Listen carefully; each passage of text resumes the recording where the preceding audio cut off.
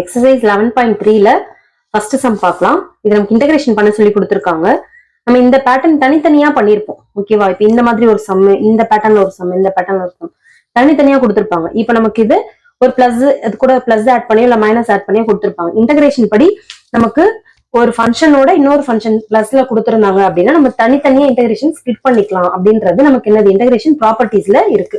ஓகேவா? ஃபர்ஸ்ட் அதனால இன்டகிரேஷன் தனித்தனியா போட்டுக்கிறேன். இது பிளஸ் மைனஸ்ல இருந்தா மட்டும் தான் நம்ம என்ன பண்ணணும், இந்த மாதிரி போடணும். ஓகேவா? இப்போ நான் இதுக்கு இன்டகிரேஷன் தனியா போட்டேன். Next integration of 5 divided by 2 minus of 5x power 4 into dx minus of integration of cosecant square 3x minus 1 into dx split பண்ணிட்டேன். ஓகேவா? இப்போ இதுக்கு எனக்கு ஃபார்முலாஸ் தெரியும். இதுக்கு நம்ம என்ன ஃபார்முலா யூஸ் பண்ணுவோம்? x power n formula use பண்ணுவோம். இந்த இதுக்கு வந்து நமக்கு x power n formula use பண்ணணும். ஆனா அந்த ஸ்டாண்டர்ட் ஃபார்மேட்ல இல்ல. அப்ப நம்ம ஸ்டாண்டர்ட் ஃபார்மேட்டுக்கு இது சேஞ்ச் பண்ணணும். இதுக்கு நமக்கு ஃபார்முலாஸ் இருக்கு. கொசிகன் ஸ்கொயர் பண்ணா நமக்கு என்ன வரும்? காட்னு வரும். ஓகேவா?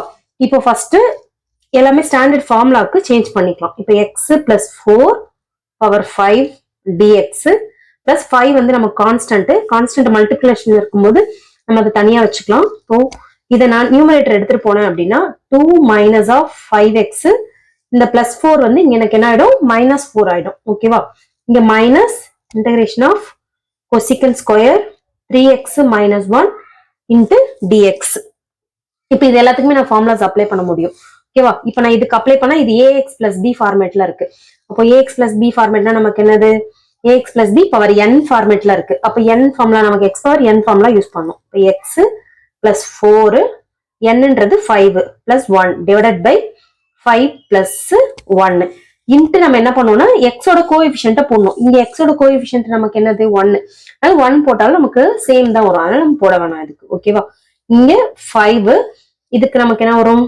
2 மைனஸ் ஆஃப் 5x என்னோட values minus 4 plus 1 divided by minus 4 plus 1 into நம்ம என்ன பண்ணணும்? 1 divided by x ஓட கோஎஃபிஷியன்ட் டிவைட்ல போடணும். x ஓட கோஎஃபிஷியன்ட் வந்து நமக்கு என்னது? minus 5. நெக்ஸ்ட் மைனஸ் ஆஃப் இது வந்து கொசிகன் ஸ்கொயர் 3x மைனஸ் இருக்கு. இதுவும் வந்து கொசிகன் x இருக்கிறத நமக்கு 3x ax plus b format. அப்ப x ஓட கோஎஃபிஷியன்ட் நம்ம என்ன பண்ணணும்? டிவைட்ல போடணும். கொசிகன் பண்ணா நமக்கு என்ன வரும்? காட் வரும். Cot 3x minus 1 divided by இதோட x ஓட கோஎஃபிஷியன்ட் என்னது? நமக்கு 3. ஓகேவா? பிளஸ் cன்றது இதுல மென்ஷன் பண்ணணும்.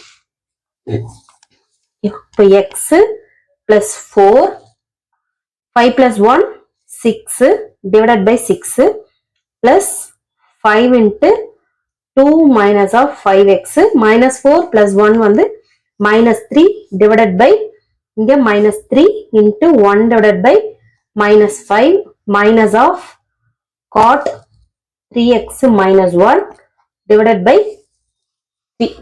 ஓகேவா? நெக்ஸ்ட் இதுக்கு மேல சிம்பிளிஃபை பண்ண முடியாது. இது அப்படியே எழுதிக்கலாம். x plus 4 divided by 6 plus இது நம்ம நியூமரேட்டர் எடுத்துட்டு வந்தோம் அப்படின்னா இந்த 5 இந்த 5 நம்ம என்ன பண்ணிடலாம்? கேன்சல் பண்ணிடலாம். கேன்சல் பண்ணிட்டா இங்க மைனஸ் இன்ட்டு மைனஸ் வந்து நமக்கு பிளஸ் மாறிடும். ஓகேவா?